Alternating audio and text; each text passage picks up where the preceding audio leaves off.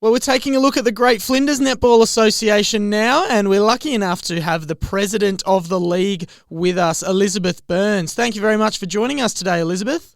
That's my pleasure. Be good to get your insights, and we'll get straight into the action over the weekend. And it was, in our first game, it was the Ramblers beating United Yeelanna 59-51. This was an outstanding game. It was the closest game of the week, and really great to see Yeelanna, who've been very competitive but not quite able to get a win for the season so far, to really take it up to Ramblers and make a really good game of it. We'll move on to our next game, which was Lock getting a pretty big win over Cummins Kapini 67-39. I actually had the pleasure of umpiring this game, and it was a fabulous game. It was played in really good spirits. Lock came into that game, I think, with they had a cracking game the previous week against Elliston Districts, and I gather that it was almost a grand final atmosphere on the sidelines, with Elliston taking that game by just one. But I think that gave Lock a lot of confidence coming into their game against Cougars. They were very settled from the first whistle. I think their players were confident in each other and their combinations up and down the court. It was also the highest scoring game of the week. I worked out 106 goals for the entire game, which is 1.7 goals per minute. So, pretty good going from those girls there. Their goalies' accuracies at both ends were outstanding. Cougars, unfortunately, were missing their playing coach, Jessica Green. She tore a calf muscle, a minor tear, a few weeks ago, and the cold weather was just enough to keep her off the court for another week. But I was really impressed with their young mid-court players. They've also got some girls who are sort of around that 17, 18-year-old age bracket. They had Bree Shepherd and Billy Thompson really stepping up through the mid-court, and defender Holly Gale. So those girls really combined well on the day, but Lock played with a full team, one of the first times they've done that all year, and they're just really tight down the whole length of the court, and Lisa Burrows and Courtney Hull were outstanding in goals, and obviously had a confident win, but certainly not an easy one. And that scoreline, I think, is a reflection of the quality of the game. That was a pleasure to umpire, actually. Fast-paced and high-scoring, and the president of the association umpiring. So good to see that, obviously. Very volunteer-driven. So, yeah, very good to see that. And in our last game for the round, Tumby Bay 39 over Eyre United 23. Pretty low scoring, and Eyre United must be pretty happy with that effort, keeping Tumby to only 39 goals, because they haven't lost a game all year. Oh, absolutely. Tumby Bay are a quality outfit. It was interesting that they started the game, the season, with 10 players, and now they've lost a couple during the year. Taylor Milligan, one of their young players, did her knee at Country Champs in June, so that was a real shame. And so they started with 10, and they actually had to have a player sitting on the bench for them who ended up taking the court in Ashley Cox. She stepped into centre at half time, and with only 7 players taking to the court, it doesn't take long for a bit of illness or injury during the season to really impact the number of players that you've got to take the court. But Tumby are they're a pretty polished side. They had a relatively unchanged side for the entire game. I think at half time, Therese Laurie and Ashley Cox swapped in that centre role. But Tumby have been very smart about the way that they manage their team with a few outs and a few younger players, and are still easily keeping their nose ahead. Eyre United, I was impressed with Elise Thatchen. She's one of the most versatile players in our A-grade competition, and every week seems to step into a different position on the court. They're still missing Nadia Baldacera, but Sasha Stratford in wing defence really stepped up with Tammy Lucina and Eden Tilford. And I think the quality defending end that they had really kept that game to a low-scoring game.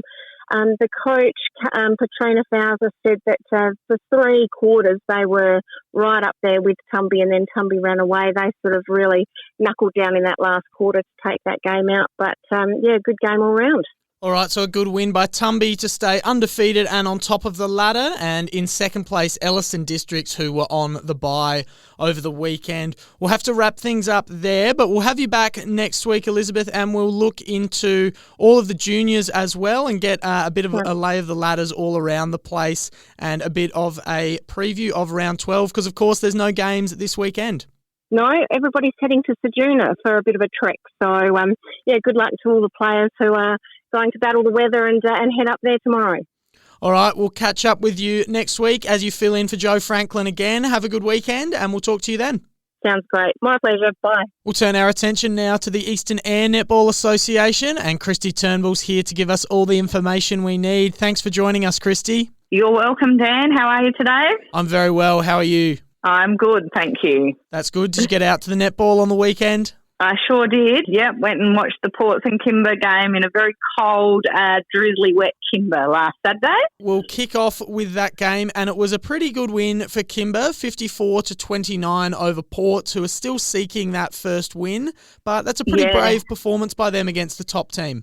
Yeah, definitely. And the final score actually didn't reflect the quality and the intensity of this game.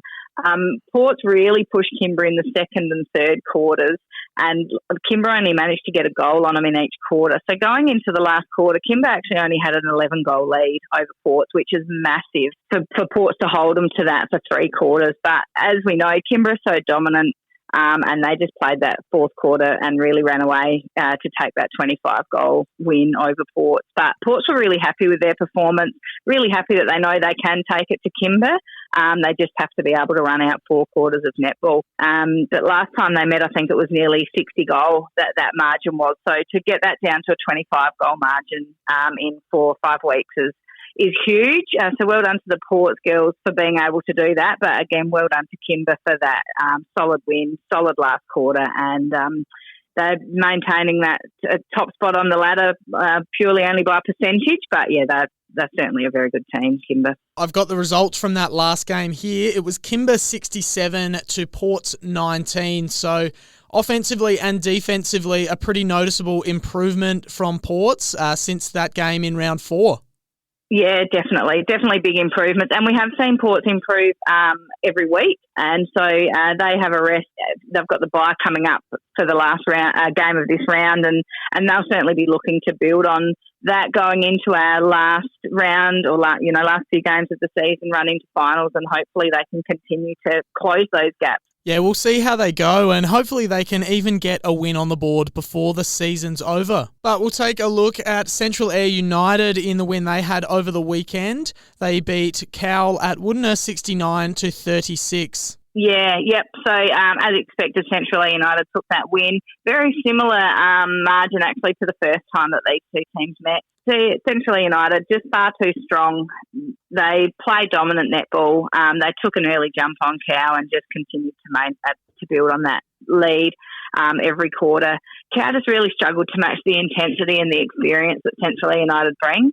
So Cow would have been hoping to be able to close that gap, because we know Cow are closing gaps as well, like the Ports girls are, but they just couldn't quite do it on Saturday against CEU. So they'll have a fair bit to build and work on going into their next game. But yeah, certainly a good effort from Cow as well. You know, it's still 36 goals on the board is still a fairly huge effort against that Central Eyre United team.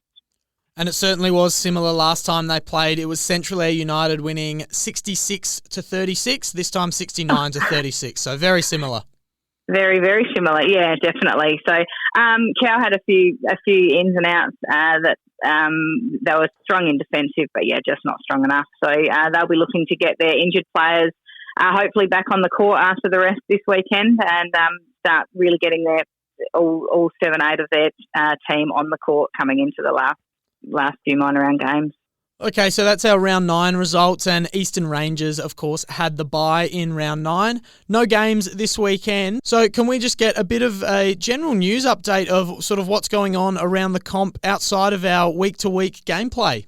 Yeah, definitely. Firstly, congratulations to Jade Clancy, who played her 350th game last weekend in the C grade for Central Eyre United. So she started playing for Woodner way back for her first game and has continued on playing after the amalgamation. So 350 games, massive, massive milestone for Jade. So huge congratulations for hitting that milestone. Very good. That is a massive milestone indeed. 350 is a lot of games, so congratulations to Jade. Yeah, definitely. Now, we also had a couple of more big wins last weekend. The Port C grade girls, they got their first win since 2000, and it's a bit of a debate whether it was 2017 or 2018.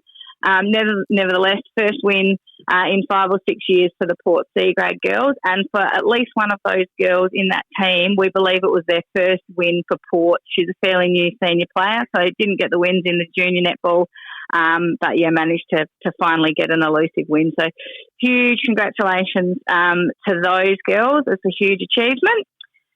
And also the Cow D grade actually had a win for the first time, we believe, in 10 years. We don't think they've had a win since at least 2013. Cow have struggled with their junior numbers, and they actually haven't even been able to fill a D grade team for the last few years. They worked really hard this year. They've got a couple of junior Colts boys running off the footy oval and over onto the netball courts to help them fill that team. And yeah, they finally got a win on the board. It sounds like it was a very emotional win for that club, and it's a huge achievement. I think 10 years is a long time to not be able to get a win. So really proud of the Cow Club for what they've done, and really, really proud of that team for getting a final win on the board. So huge congratulations to the Cow D graders. That is a very long time between wins. We might have to get some historians on the record books there to figure out the exact date, because that is remarkable. So congratulations to all those involved in those drought-breaking wins. Thanks for joining us as per usual, Kristy. It's always good to get your insights and sharing that knowledge. So we appreciate you coming on to talk about those scores, and we'll be back next week to preview the round 10 action. Excellent. Thank you very much, Dan. We shall talk to you next week.